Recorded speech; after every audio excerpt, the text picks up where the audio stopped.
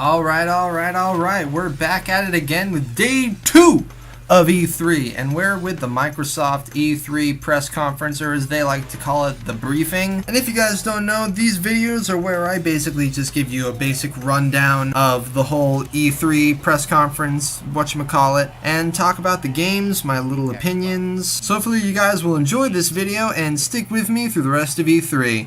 But without further ado, let's begin the Microsoft briefing. First up, we had the reveal trailer to the new Halo game called Halo Infinite, and we basically got no information on it except that I think it's an open world kind of survival, because later Phil Spencer, the CEO head of Xbox, said that it would bring about creativity unleashed, so I don't really know what to make of that. But I mean, it's a Halo game, so who knows? Who knows what'll happen with it? I mean, it looks good.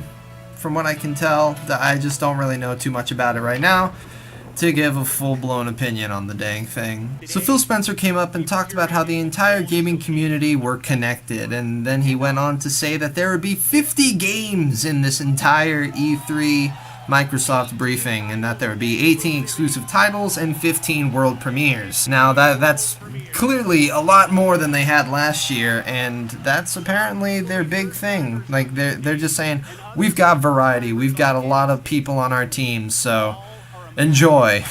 And that was it. He just walked off the stage, and now we get into all the trailers and such. First up was Ori and the Will of the Wisp, which is the second game in the Ori series. I haven't played the first Ori game, so I don't really know too much about this game, but I really like the art style and the way that the game is presented. It looks beautiful, the scenery is amazing, and the gameplay looks really fluid and intuitive, and I'm sure this is something that a lot of people have really wanted for a long time, so that's coming out. Alright, and this was a really big one. It's from Software, the guys who made Dark Souls and Bloodborne and all that good stuff. And this is their brand new game called Sekiro: Shadows Die Twice. It's that same trailer or teaser that we got a long time ago with the Shadows Die Twice and the chains and whatnot. People thought it was Bloodborne 2 or another kind of Dark Souls game or something even set in the Bloodborne universe, but heck no, yo, this is a brand new IP, and it looks pretty dope. It's a Japanese-inspired Dark Souls formula, Bloodborne, yada yada. You know how From Software does their games, but it's all like ancient Japan, samurai stuff. This guy has a metal bone arm, and it looks awesome. He also has a grapple hook for some reason, and he can just zip around and whatnot. It looks awesome. There's lots of big bosses. The combat is just as great as it was before, if not a little more fluid looking, I think. Like, it looks really fast-paced and looks like you can just explore the world in a completely new way. And also it's getting a 2019 release. So rest easy, all you From Software fans, because you won't have to wait too much longer. Also, just as a quick shout out, my friend Steven is doing a little analysis, overview, reaction dealio with this trailer, so if you want to check it out, I will leave a link to his channel in the description so you can subscribe to him and watch the video when it comes out. Next up was Todd Howard from Bethesda, and he came out to talk about his little history with Xbox and about how Fallout 4 was now coming on to the Xbox One. It's about time. Then he gave us some Fallout 76 footage, which is apparently a prequel to every single Fallout game ever, and it's about the very first vault and how the people survived and whatnot. It's taking place in West Virginia, which is pretty obvious thanks to the music behind the whole trailer, and I freaking love this song, and it's epic, especially with Fallout. Also, Todd said that this world will be 4 times bigger than Fallout 4. And, like, just to put that into perspective, Fallout 4 was already pretty big, but, like, this world's even bigger. And I'm honestly kind of concerned to see what they can do to fill in the environment. I've heard that Bethesda really knows their open world, so they should be able to do some pretty good stuff with West Virginia. I mean, especially with all of West Virginia, if that's what they're going for. But I'm really excited to see what happens with this, and apparently it's gonna have online play, so that's neat.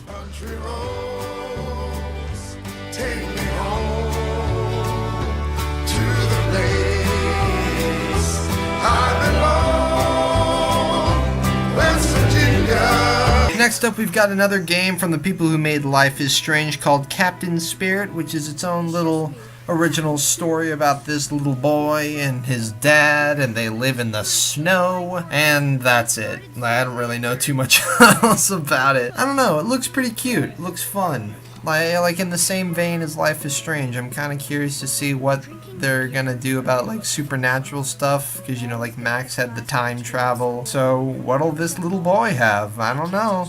We'll see. Alright, and welcome to Terry Crews Crackdown 3. So this game has been in development for like a long time, like way too long. I think it was supposed to be a release title for the Xbox One, but it just got delayed. But now it's finally kind of coming here. It's coming out February 2019. And it looks pretty much just like a Just Cause game, only you're Terry Crews, and he does like little quips all the time, and you're Superman with a jetpack, and a rocket launcher, and a sports vehicle, and like a ton of other crazy things, and you can run up walls and all that stuff with your car. It's crazy. So, I mean, I guess it's good that we finally know what's happening with the game, and it looks pretty cool. I don't know if I'll get it, because, I mean, I don't even have an Xbox, but it'll be fun to see what people think of this game. Nier Automata's coming to Xbox One with all the previously released DLC and enhanced graphics and whatnot. Metro Exodus was announced, and as far as I can tell, since I haven't played either of the other Metro games, it looks like a Russian version of Fallout, because it's just all snowy and everybody has a Russian accent. It has mutant sharks and snakes and other monsters and stuff, and it's releasing February 22nd, 2019. I may give this a try when it comes out on other consoles, because I doubt it'll stay on Xbox unless it's an exclusive, and I didn't see that part. And wouldn't you know it, we got freaking Kingdom Hearts 3 up in here. It's they announced the Frozen World. They added some summons like Simba and Wreck-It Ralph. English voice acting in a trailer, so that's like progress, you know. They announced the Gummy Ship as well will be making a return, because of course we gotta have that Gummy Ship. It actually looks more fun than the first two games. Olympus Coliseum's coming back, as well as the Toy Story World, Monsters Incorporated, Tangled, and a little surprise from an evil version of Aqua from that other Kingdom Hearts game that I haven't played yet. I just know the character. But my god, this game just looks so pretty. Especially in the Frozen World, where everything is all snowy and icicliness. I don't even know if that's a word. Some of the things I noticed is that, you know how in the other Kingdom Hearts games, when a character was a little far away from the screen, and they had the two frames of the mouth opening and closing when they were talking? It doesn't seem to be that way in this game. Like, the cutscenes are all fully voice moving. Like, the mouth moves with the voice. It's not just opening and closing. It looks like they have the stock shapes of someone talking, but it actually looks like they put good effort into this game, and it looks amazing. It's funny too, because I'm more excited about the Disney worlds than all that stuff about Ansem. Like, if you don't know the story, it's better if you don't, because like there's two Ansems in the game, and we're back in Twilight Town, and I'm just like, okay, can I get back to Frozen and Toy Story, please? But it looks great. I cannot wait for this game to come out. They haven't given a release date, but I bet it's coming out in the winter. Like, I've stuck with this for a while, that it's coming out in the winter, and I am almost positive it's coming out then. So, fingers crossed for that, for my little theory to come true. But oh my gosh, I am so ready for this game to come out. I cannot wait. Sea of Thieves, Xbox's exclusive, cool-looking game that I kind of wish was not exclusive because it just looks that fun, is getting some new stuff added to it. It's adding a new land called the Forsaken Shores. It's adding skeleton ships that you can fight on the ocean, as well as this other thing called Cursed Sails. They're getting two things called Cursed Sails and Forsaken Shores. I don't really know the difference between the two. It looks like they're part of the same thing. But it's cool that this game is getting more love and attention, because from what I've seen, it looks like everybody's really loving this game. There's a quick little Battlefield 5 thing about Nordal's story, and it's kind of like meh, because I kind of already saw that in the EA thing, and I kind of don't care. Next up was Forza Horizon 4, which takes place in Britain, and it's amazing looking. I love Britain. I'm from Britain, technically. Like, my lineage is from Britain, and it's fantastic. Forza's a game about cars, and you drive around and just do whatever you want with your friends. There's going to be a shared open world, like a lot of people on the same server, and you can drive around and meet new friends and race and drift and all that good stuff. They're making everybody know for sure that the seasons are going to change the gameplay a ton in this game. Like, not only are there different locations like roads and mountains and dunes and whatnot, but the seasons will also change the gameplay drastically, such as summer, fall, winter, and spring. Like, spring is rainy, summer is normal, I guess. Fall makes things more pretty and makes leaves fall. And winter, which I think is the coolest, makes the ice on the lakes freeze, so you can just go wherever you want if there's like a lake connecting two isles of land. And I think that's super interesting. There's going to be a 60 FPS mode for Xbox One X. Seamless co-op is what they talked about, where you can just message anybody that you're kind of close to and just join up with them and just ride around. There are blimp events and all that good stuff, so everything is all interconnected. It's a living world, and there's hardly ever going to be any downtime, and an October 2nd, 2018 release date. So that's pretty neat. Phil came back out on stage to talk about the new Microsoft Studio companies, and they added The Initiative, Undead Labs, Playground Games, Ninja Theory, and Compulsion Games to their already like 7-company group. It's kind of similar to the EA Originals thing, where they're taking smaller developers and bringing them into the mass giant company of Microsoft, and I think that's a really nice idea. Next up was We Happy Few, and they gave us a release date of August 10th, 2018. And I gotta say, the story of We Happy Few is super interesting. Like, I'm really invested in the world and the characters and how everything just kind of works around itself with these joy pills and the masks and the weird organization and how people are just living a lie, pretty much. But I'm actually curious about how this will work with gameplay. Like, we haven't really seen too much gameplay except somebody walking around and hiding, and I really hope that that's not the whole game, you know what I mean? I want some gameplay in my game, you know? So I don't know, I'm more interested in the story rather than the gameplay of We Happy Few, but I guess we'll just see what happens when it gets closer to the fall. PUBG, which is apparently now an Xbox exclusive, even though it's on PC, is getting a new war mode and new environments added to the game. I'm honestly not that big a fan of Battle Royale games, even though PUBG was the most interesting to me before they all kind of got stale and everybody started doing it, so I'm not too interested in all this PUBG new stuff. Tales of Vesperia Definitive Edition is coming out sometime. I don't know. I don't think it gave really a release date. Apparently it's a Japanese RPG that is having its first release with this game in the West. From what I can tell, I'm not too impressed. The graphics are kind of meh compared to what we're used to nowadays. And it looks like your basic run-of-the-mill RPG with anime people that you don't really know. It's a meh title for me. Next up was the announcement of Tom Clancy's The Division 2, which seems to be about a civil war in America where there are different factions and they're all trying to get control of the Capitol and the White House and just be the best. I haven't played the previous Division game, so I don't really know too much about it, but from the gameplay that they showed at this E3, it looks pretty neat. There's a lot of heavy focus on team combat, that you gotta plan your way around stuff, kind of like all Tom Clancy games.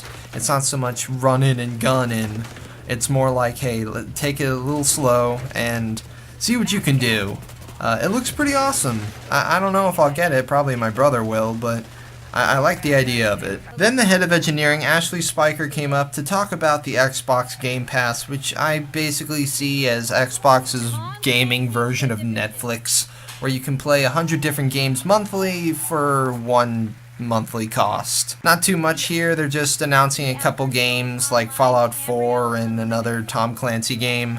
and Elder Scrolls Online that were added to it, along with all the new games eventually that were announced at the show. Next on the list was the final addition to the Tomb Raider series called Shadow of the Tomb Raider, and it gave us a release date of September 14th, 2018, and I have yet to play any of the Tomb Raider games, but from what I've heard, these games are really good. Like, I've heard people say that these are better than the Uncharted games, and I love the Uncharted games. So maybe I'll just give this whole thing a look. I hope that this next Tomb Raider game isn't completely exclusive to Xbox, because that would kind of suck, and I kind of want to play the game too. Thank you. Then Microsoft announced their exclusive game called Session, which is basically just a skating game. I don't know, not too much about it. I'm not into skating games, except for like Skate 3, because that game was so memeable. Apparently a lot of people have wanted Skate 4 to come back, or to be released, but no news on that so far, so sorry guys, looks like this is your next best bet. There's a new MMORPG called Black Desert coming out, and it just looks generic as every other MMORPG, and I am not interested at all. Sorry guys, MMORPGs really aren't my thing. And here's a bit of a bombshell. Devil May Cry 5 was announced, and it looks like they're going back to the white hair roots of Dante. Never played a Devil May Cry game either.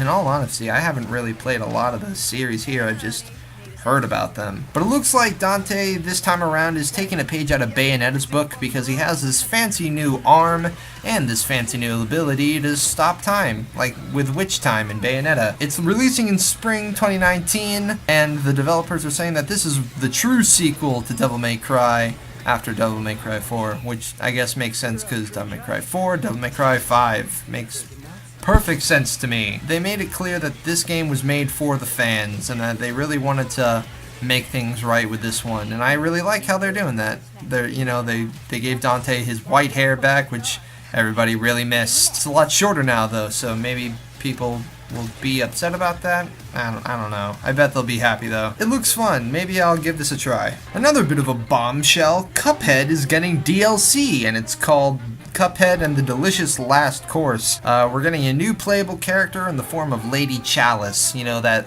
one lady with the ghosts, and you gotta slap them around. But now she's a new character, and the DLC is coming out in 2019, and I bet they're adding new areas and new levels and all that good stuff. Yeah, a new isle, new bosses, new weapons, new charms, all that good stuff. Also, there's a chef dude. A new game called Tunic, an Xbox exclusive, is coming out, and it looks like a charming little Zelda game. It's not Zelda, of course, but it's in the vein of that. You're a little fox dude with a little pink scarf. The graphics are very clean, very crisp. Everything's all geometric looking, and it looks very charming. I like how it looks, I like how it sounds, how it plays, or at least how it looks like it plays. Very nice. Alright, and then we got something that I was legitimately not expecting. We're getting this thing called Jump Force, and it looks like we're getting the big Shonen Jump anime characters like Naruto, Luffy, and Goku to fight off in this weird apocalypse world. I put down in my notes, anime apocalypse game with Goku, Naruto, Luffy, and Light Yagami from Death Note. Like, he shows up at the very end of the trailer, and I'm like, dang, I know who all these characters are now. I don't even know what this game is gonna be like. It just looks so crazy weird and awesome. Like, all the characters are super hyper realistic looking and all dirty and whatnot, and they're all just ganging up on Frieza, and I just find that really funny and hilarious. I never played one of those jump games, like All-Star Jump Fighter, whatever it's called. I've only really played the separate games like Dragon Ball Xenoverse and Naruto Ultimate Ninja Storm, that kind of stuff. So I'm really interested to see what happens with this one. Like, what the heck are they gonna do with this? I'm invested. And it's coming out in 2019, so yeet. Next up was a presentation on a new game called Dying Light 2, which looks to be a mix of Mirror's Edge and World War Z, in my opinion. Like, you can walk around and parkour your way around this civilization where zombies appear at night, and it's all in parkour and first-person combat. The world is apparently going to be super interactive. Like, depending on what you do in the world, things will change. Like, if you cordon off a water tower or something, they'll get super strict and rude and awful to the people in the town. But if you open it up to everybody, it'll be different. Like that kind of stuff. And there's a lot of different variations that can happen in the story. It looks to be a very in-depth world based entirely on player choice, and I'm invested. I think that this is a very cool and interesting looking game, a new take on the kind of getting stale zombie formula, which I really like. Battletoads is coming back, that classic arcade old-timey game that everybody loved. It's coming back with 3-player couch co-op and hand-drawn 2.5D graphics and looking to be promising. Haven't seen anything except basically what you're seeing right now, but I'm interested to see what'll happen with this, and it'll probably be an Xbox exclusive because Rare, you know, Microsoft owns Rare, so meh. Just Cause 4 is coming out December 4th, 2018, and I find this really funny because Steven and I were literally just talking about this earlier, and we were talking about how Just Cause 3 was one of the silliest and awesomest games, or silliest and awesomest looking games, and he was thinking about getting it, but looks like you'll have to get Just Cause 4 now, dude, because it's like the new thing. Looks to be a little more serious. I don't know, never played a Just Cause game either, but clearly just as crazy as it was before. Oh, could it be? A new Gears of War game? Oh boy, I hope it's really good. Oh wait, it's just Funko Pop. Psych, gotcha good. There's actually a real Gears of War game coming out soon called Gears 5. It's weird though, because it literally just cut from this Funko commercial to like 10 seconds into the trailer, and it was really strange, and it kind of threw me off guard. But yeah, there are Funko Pops of Gears of War, and an actual Gears of War game coming to Xbox soon. Phil came out one last time to talk about some of the specs and businessy things that Xbox was trying to do, and that how the designer people were trying to make it so that quality or console quality games would be coming out for any platform, such as Xbox, PC, or even your phone. He also alluded to the fact that they were also working on newer Xbox consoles already, and I'm like, oh, well, alright. But then, a surprise announcement, we got a little sneaky peeky at Cyberpunk 2077, which seems to be a futuristic future place with androids and lots of violence in the cities and a bunch of glitchy stuff, and I really like how the game looks, honestly. It's a very interesting world and how they've built it with the robots all kind of feeding each other. I don't know, like they take off their mouths and whatnot. It looks like GTA, but like if everybody was an android. Like, it's crazy stuff. And that was it. That was all for the Microsoft briefing. Overall, I feel like it was pretty good. I think it was better than the EA conference a little bit, because Microsoft showed a lot more games. I'm a nerd for just seeing the games. I don't really care about the specs and the plans for the future, unless that involves games. I think that they kind of oversaturated with the games, though. Like, we got some really cool looking games, like Devil May Cry, Cuphead, Jump Force, Forza, and Kingdom Hearts 3, and all that good stuff. Those were lit, but then we got stuff like Session and Black Desert and Tales of Vesperia that nobody really cares about too much. So I feel like that kind of saturated the whole deal a little bit, just a tad. There's a lot of stuff to look forward to this year and next year, and I hope you guys will join me for the next E3 conference thing. I think it's Bethesda, I'm not sure. But whichever one it is, I'll see you then. Thank you for watching, and goodbye.